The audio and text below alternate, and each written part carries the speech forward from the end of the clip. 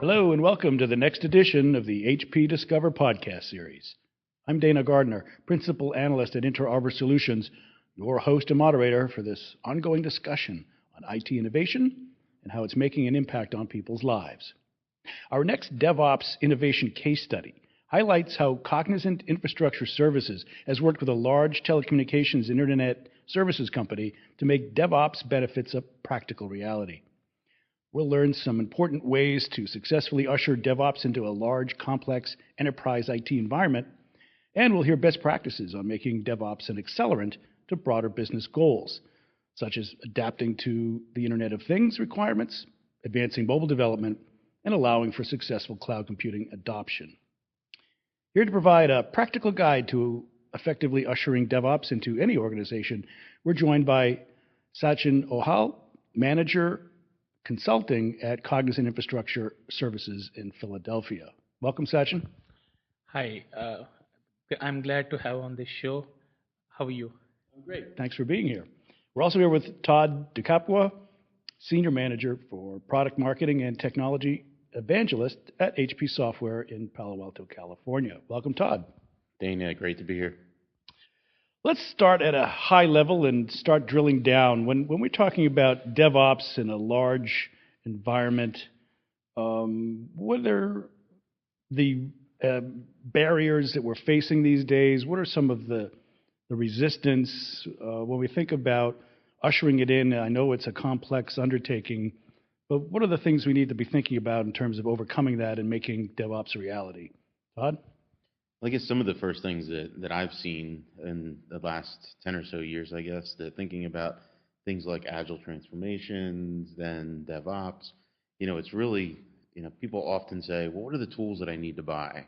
And it's not about the tools. It's really starting with the culture of the organization and helping people to understand maybe the reasons why there's a change that's needed. And as they would understand why, then how is it that we can start to adopt some of these fundamentals? Sachin, what are some of the problems that we need to overcome?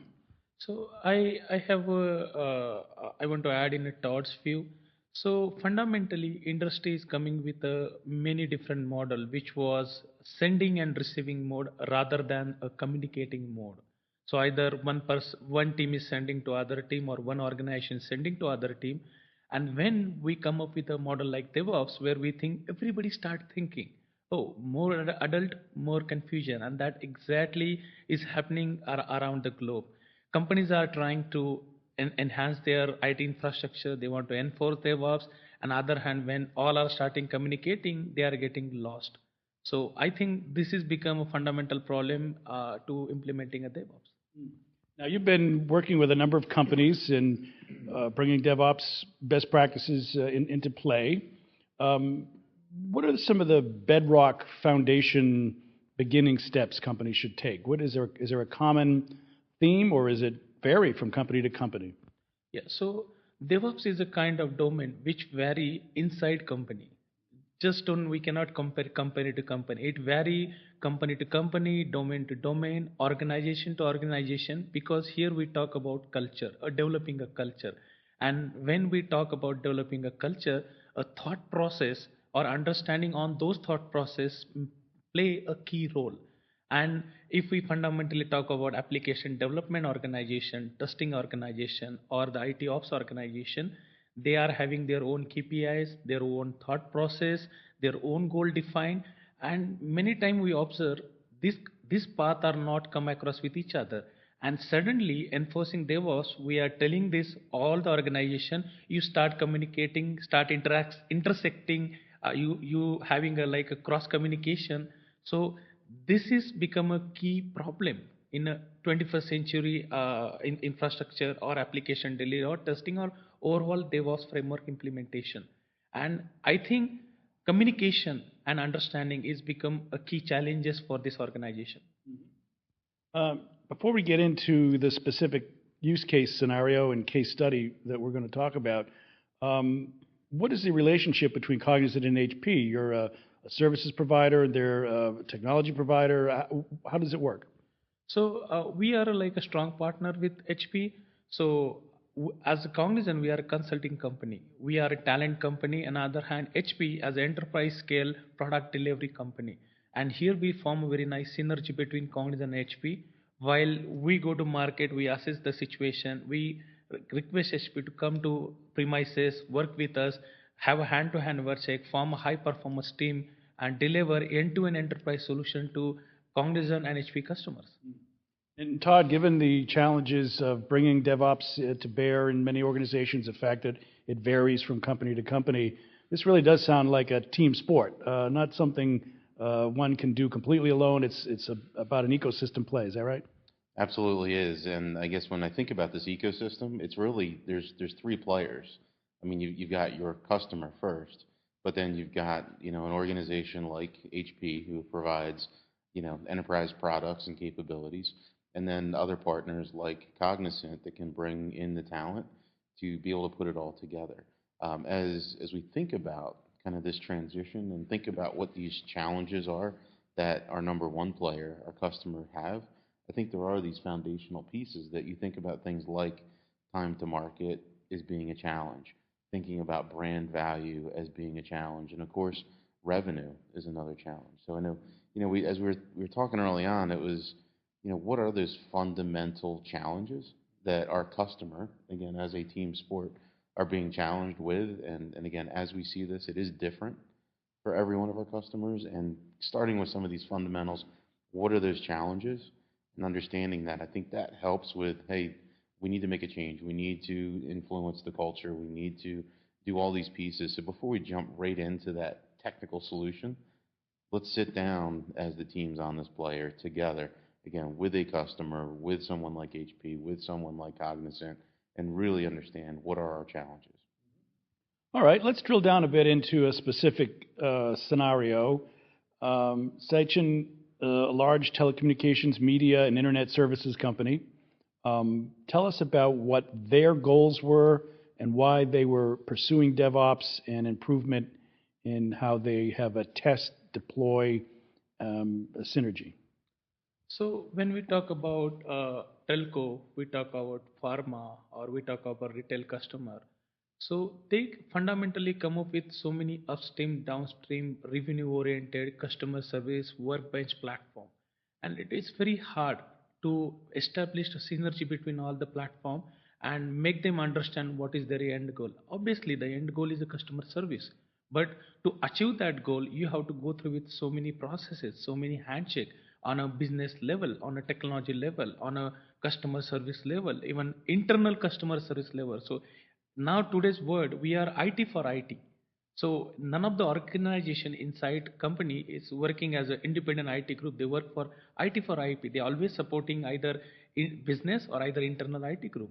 So having this synergy established, having this core value established, we come across with that, like many people first, as I said, not understanding the communication, the right tools are not in place. Once we overcome between the tools and the communication process, the major fundamental process remains that how I will put that process in real world. And that again have become a key challenge to put that process, because it is not easy to have it adaptive with something new. As Todd said, we are talking about agile development, a mobile world. Your IT organization become your business. And in that you are asking, okay, inject something new with no result. It's like injecting some test asset with like some new drug. That exactly the feeling any IT head or IT executive has. Why I supposed to be inject this thing? And does I have a value out of it, or I don't have? Because there is no benchmark available in the industry that people succeed in certain domain or certain area. There are always a bits and pieces. And I think this is a key challenge what we observe across the industry. And lack of adaptiveness or new technology or new process, we are still saying that. I have a couple of customer who says, oh, I run Windows 2000 server, oh, I run Windows 98, and God knows, like many customers says, I have 85 Java libraries. Oh, they themselves unable to explain why they have. Or similar, and like testing said, somebody says that, oh, I use a load testing solution 9, where even HP themselves get rid of like some 3-4 year back. Then come to the operation organization, people says, oh, I use very old server. What it mean that? It mean that like Business is just getting IT service. They have to understand that this service need to enhance, so business will get enhanced. So technology enhancement doesn't mean that my data center is flooded with like some new technology. Technology enhancement means that my entire end-to-end landscape is upgraded with a new technology which will support for next gen. But still, I'm struggling with legacy. So these are the key challenges we observe in the market.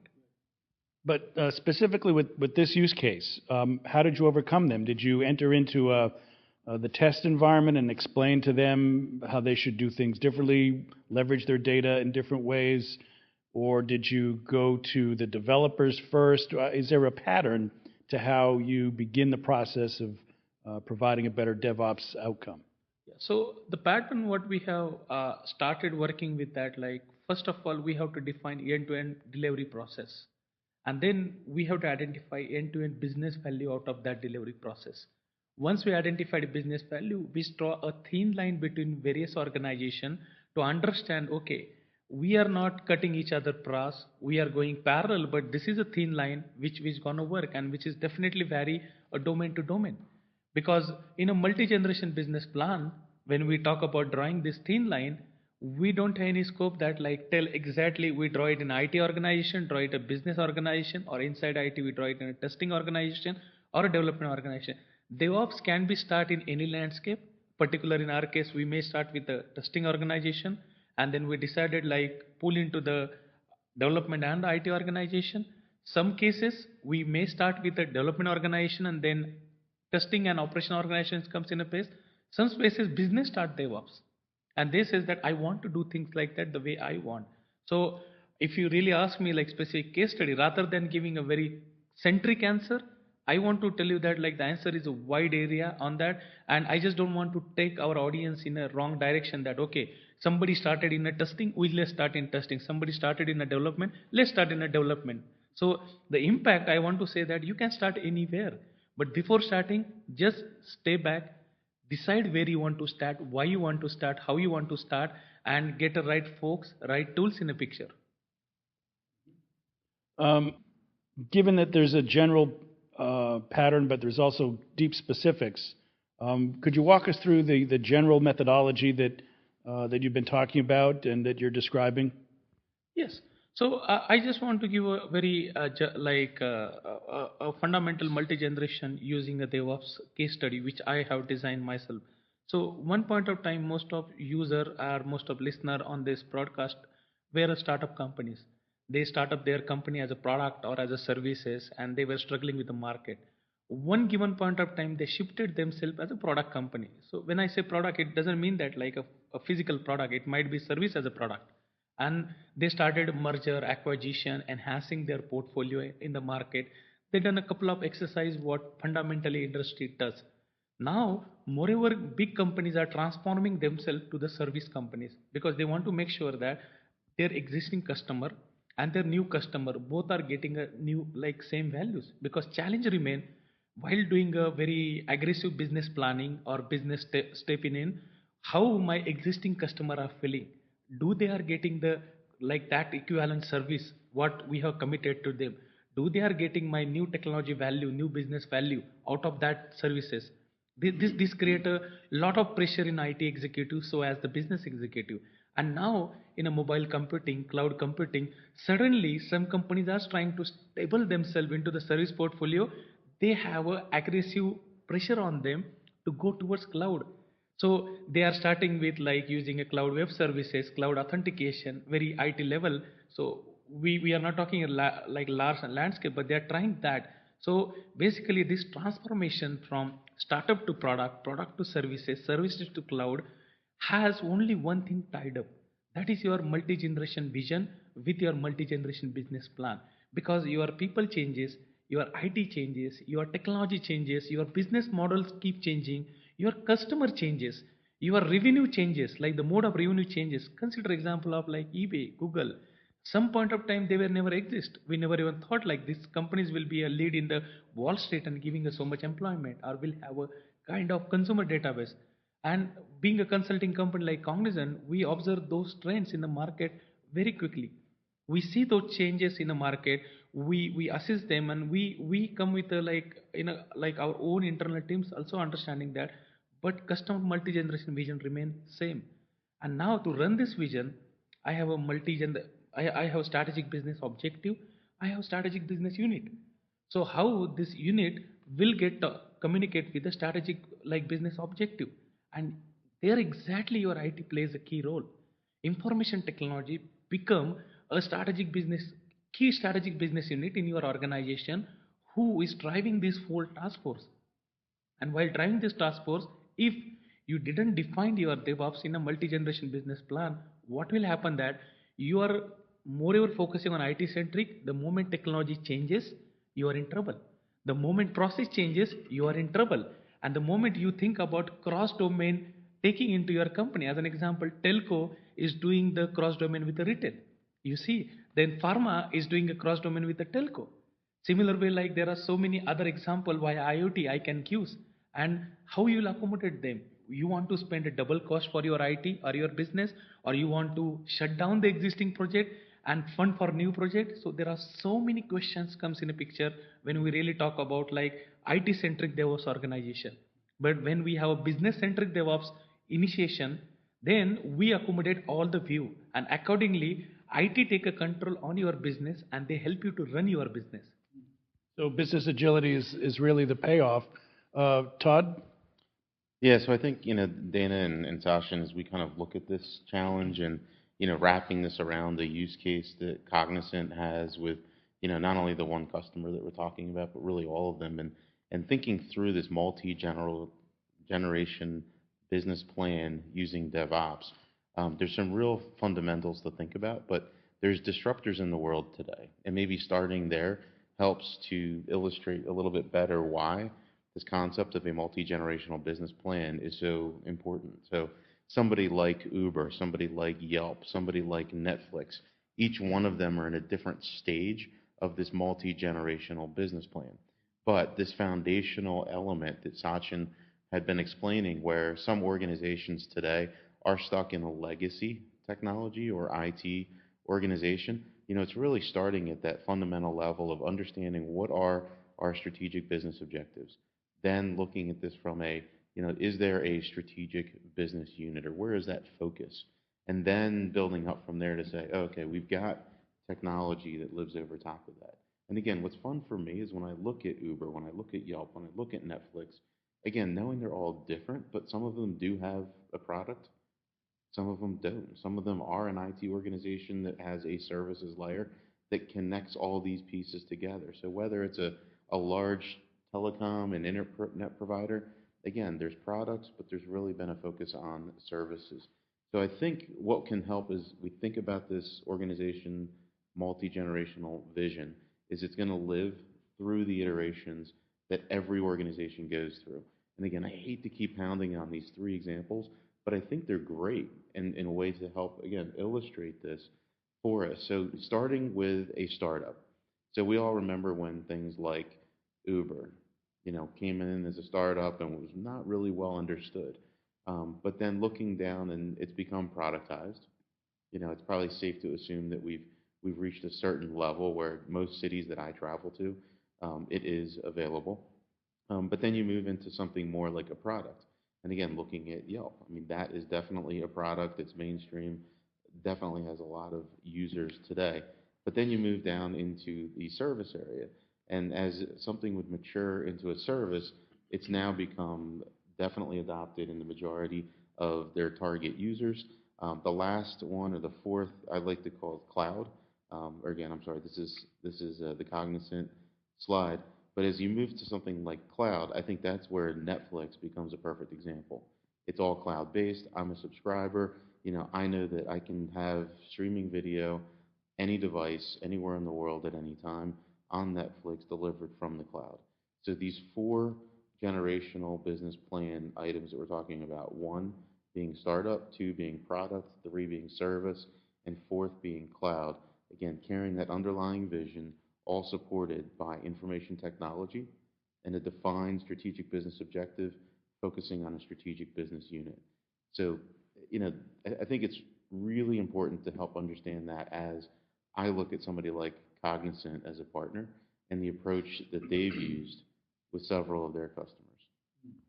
Okay, for organizations reading this or listening in, interested in getting to that multi-generation benefit where their investments in IT pay off dividends for quite some time, particularly in their ability to adapt to change rapidly. Any good starting points? So there are proof of concept places where you start. I know it's a boiling the ocean equation in some ways, but there must be some good principles to get going with.